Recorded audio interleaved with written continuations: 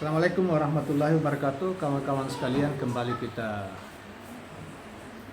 bersama Jejak Semesta 65 channel.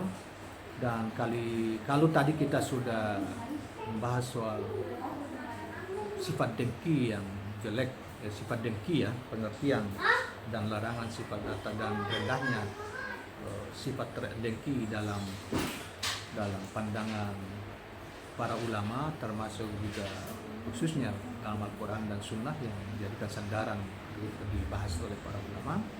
Kini kita ingin pada episode ini kita ingin membahas tentang sifat bahaya, sifat mengumpat, ya, dicela oleh Islam.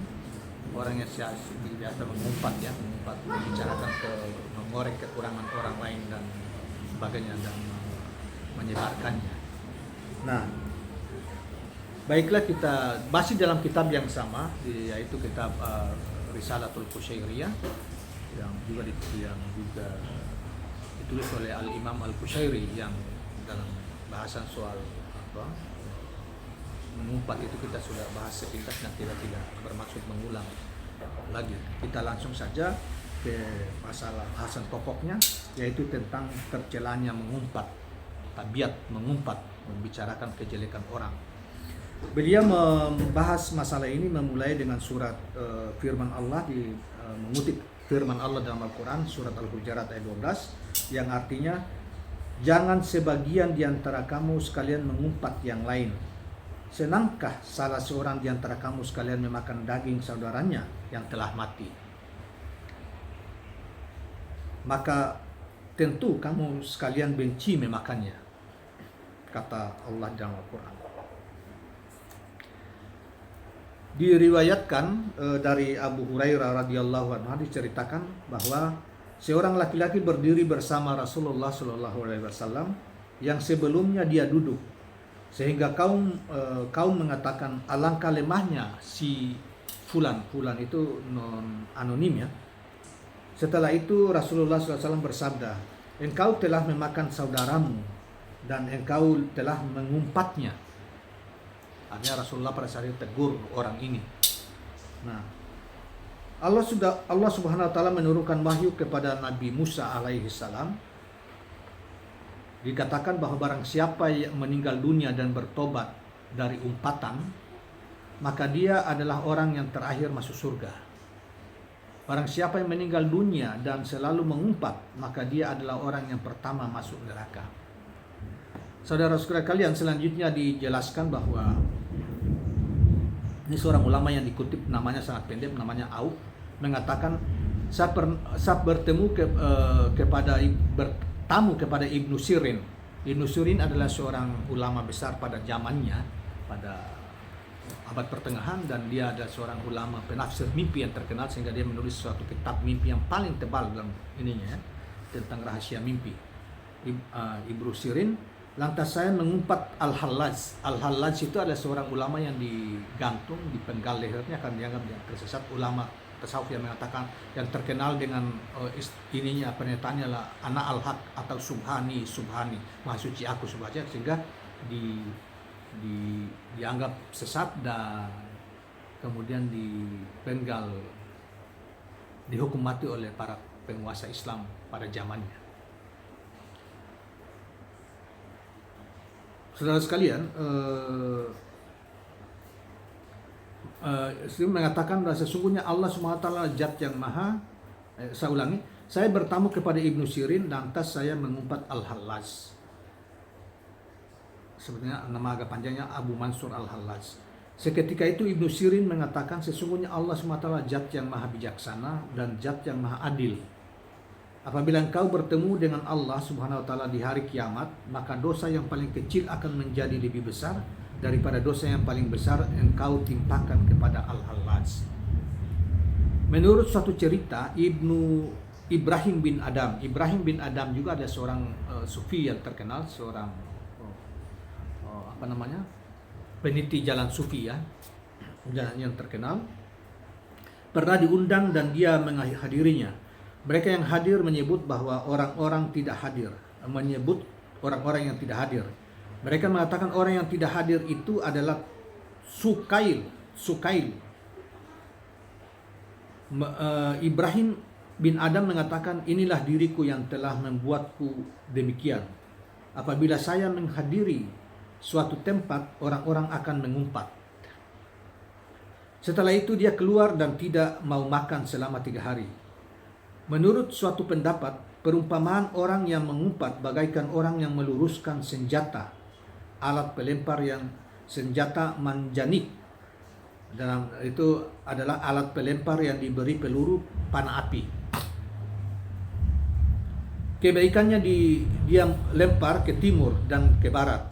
Dia mengumpat orang Khurasan. Maksudnya orang Khurasan itu orang waktu satu kota di Khurasan di Irak sana, dekat mungkin juga berbatasan dengan Iran ya, Khurasan, Hijaz dan Turki. Kebaikannya dia pisah, kemudian dia luruskan sehingga tidak ada sedikit pun ada di pangkuannya. Menurut ulama yang lain, catatan buku perbuatan seorang hamba akan didatangkan di hari kiamat. Dia tidak melihat kebaikannya seraya bertanya, di mana salatku, puasaku dan taatku? Kemudian dijawab, semua perbuatan baikmu telah hilang karena engkau mengumpat orang lain. Sedangkan yang lain juga berpendapat, barang siapa diumpat oleh orang lain, maka Allah Subhanahu wa taala akan mengampuni separuh dosa-dosanya. Makanya diumpat itu barang siapa yang menjelek-jelekan kita, orang lain ya. Misalnya saya atau siapa, si A dijelek-jelekan gitu. Nah si A yang itu setengah dosanya diampuni oleh Allah Subhanahu wa taala. Apakah engkau berperang melawan orang-orang Turki dan Romawi? Tanya Ilyas. Tidak, jawab Sufyan. Orang Turki dan Romawi telah selamat darimu, jawabnya kemudian. Menurut suatu pendapat, catatan buku perbuatan seorang akan diberikan.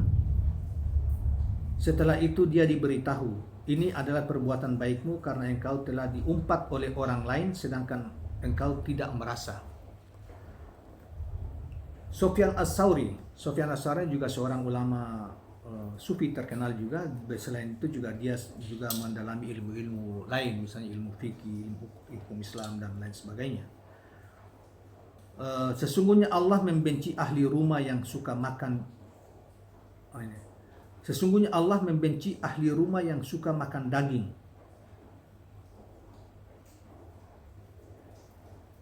Dia menjawab, orang yang mengumpat orang lain adalah orang-orang yang memakan daging mereka. Jadi mereka mengatakan bahwa mereka tafsirkan hadis tersebut di atas itu bahwa yang dimaksud hadis daging yang dimaksud ini adalah orang-orang yang suka mengumpat, itu laksana mereka memakan daging mereka, daging saudaranya, seperti ya jalan dengan ayat Al-Quran surat Al-Hujurat 12 yang tadi dikutip di awal. Allah mencelah mereka yang biasa menceritakan aib, mengumpat orang-orang mengumpat orang-orang atau saudara-saudaranya, itu dicelah, ditamsilkan seperti orang yang memakan daging saudaranya. Persoalan umpatan pernah diutarakan di hadapan Abdullah bin Mubarak. Seandainya saya disuruh mengumpat seseorang, maka pasti saya akan mengumpat kedua orang tuaku karena mereka lebih berhak terhadap kebaikanku. Menurut Yahya bin Mu'az, orang mukmin mempunyai bagian darimu dalam 3 hal. Pertama, jika engkau tidak memberikan pertolongan, maka jangan memberikan bahaya. Kedua, jika engkau tidak merahasiakan, maka jangan mengumpat. Ketiga, jika engkau tidak memuji, maka janganlah engkau mencelah. Hasan Al-Bisri juga seorang ulama besar pada zamannya, pernah diberi kabar bahwa si A atau si Fulan telah mengumpatnya. Setelah itu Hasan mengirim kue yang tertutup kepadanya. Hasan yang dimaksud Hasan Al-Bisri mengatakan kepadanya, telah sampai kepadaku bahwa engkau menghadiahkan kebaikan kepadaku. Oleh karena itu saya memberikan imbalan kepadamu. Saya ingin jelaskan bahwa ada yang menyampaikan kepada Hasan Al-Bisri, seorang ulama besar pada zamannya ini, mengatakan ada yang ngumpat menceritakan ketidakbaikan, menceritakan tentang si Hasan Al-Bisri. kemudian mungkin juga ada kekurangan-kekurangan yang diceritakan. Kemudian Hasan al-Bisri mengirim kue kepada orang yang menceritakan kekurangan Hasan al-Bisri itu, karena menurut Hasan al-Bisri bahwa orang yang ceritakan hadiah kue ya, orang yang ceritakan kepadanya itu membuat Hasan al-Bisri sebagian dosanya diampuni oleh Allah Subhanahu wa taala. Itu maksudnya seperti itu. Dari Anas bin Malik ceritakan bahwa Rasulullah Shallallahu alaihi wasallam bersabda, barang siapa tidak mempermalukan orang lain dari wajahnya, maka dia tidak termasuk orang yang mengumpat. Hadis dikeluarkan Ibnu Adi Abu Suaib dalam At-Tasawwur Al-Amal dari Anas dengan sanad yang lemah. Saudara sekalian, Al-Junaid, mungkin yang dimaksud di sini adalah Junaid Al-Baghdadi, seorang ahli sufi terkenal di zaman sufi pedagang ya. Sufi tapi seorang pedagang yang juga terkenal, tapi seorang juga sufi, Al-Junaid Al-Baghdadi di kota Baghdad ya. Maka namanya dia lahir dan besar di kota Baghdad dan berdagang di kota Baghdad, punya membangun majelis di kota Baghdad. Karena itu beliau diinikan dengan Al-Baghdadi. Saya duduk di dalam masjid Saunijiyah menunggu jenazah yang akan disolati. Demikian juga orang-orang Baghdad, tetapi mereka duduk berdasarkan kedudukan mereka. Setelah itu saya melihat orang fakir yang bekas ibadahnya kelihatan. Dia mengemis kepada orang lain. Saya bergumam kepada diriku sendiri, seandainya orang fakir itu berhias diri, tentu dia akan lebih tampan. Setelah itu saya pulang ke rumah.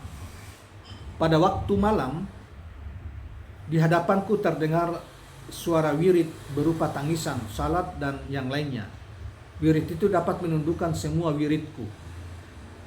Ketika itu saya dalam keadaan antara bangun dan duduk, tetapi sangat mengantuk sehingga saya tertidur. Dalam tidurku saya melihat orang fakir dipanggul oleh beberapa orang dan diletakkan di atas singgasana yang luas. Mereka mengatakan kepadaku, makanlah dagingnya karena engkau telah mengumpatnya. Saya teringat tentang peristiwa itu. Saya mengatakan saya tidak mengumpatnya. Saya hanya bergumam pada diri sendiri. Mereka mengatakan engkau tidak termasuk orang yang direlakan dengan sesamanya. Oleh karena itu, pergilah dan mintalah maaf kepadanya. Saya sangat kebingungan. Suatu saat saya dapat melihatnya di suatu tempat yang apabila air mengalir, dia dapat memperoleh daun-daun yang telah jatuh dari pohon ketika ia disiram. Setelah itu saya mengucapkan salam kepadanya. Dia bertanya kepadaku, apakah engkau masih membiasakan diri mengumpat? Saya bertanya, tidak. Dia mengatakan, mudah-mudahan Allah Subhanahu wa taala mengampuni kita.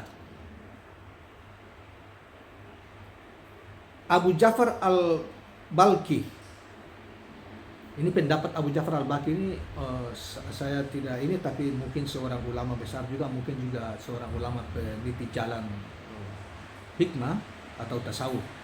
Di hadapan kami terdapat seorang pemuda dari penduduk Balkhi. Dia selalu beristihad dan beribadah. Hanya saja dia selalu mengumpat orang lain. Dia mengatakan fulan seperti ini, seperti itu dan seperti ini dan itu. Suatu hari saya melihatnya. Dia keluar dari samping para waria yang berjumlah 100. Pekerjaannya sebagai tukang cuci. Saya bertanya, apa kabarmu? Dia menjawab, ada kejadian yang menimpaku. Setelah itu saya mengatakan, saya pernah mendapatkan cobaan karena menoleh waria. Oleh karena itu saya melayani mereka. Sekarang semua peristiwa itu telah berlalu. Untuk itu berdoalah kepada Allah agar Dia memberikan rahmat kepadaku. Saudara sekalian, inilah ulasan tentang jeleknya sifat orang yang sifat mengumpat, tabiat mengumpat. Nah ini yang dibahas tentang pengertian maupun dibahas secara tersier tentang kejelekan-kejelekan dan bagaimana akibat orang yang selalu mengumpat penting di mata Allah Subhanahu wa taala yang akan ditanggung di kemudian hari, baik dalam kehidupan maupun nanti di akhirat kelak. Saudara sekalian, demikianlah uraian yang kita bacakan dalam kitab Risalatul Kusyairiyah tentang tabiat atau akhlak yang jelek, yang salah satunya itu adalah mengumpat, itu yang di dalam pandangan Islam itu sangat terlarang, sangat dikecam, bahkan orang pelakunya justru akan kelak tidak akan masuk surga tetapi dilemparkan di dalam neraka jahanam dan membuat Allah marah terhadap pelakunya baik di dunia maupun di akhirat kelak. Saudara sekalian, demikianlah, dan jangan lupa tekan subscribe channel ini dan like and comment. Terima kasih. Assalamualaikum warahmatullahi wabarakatuh.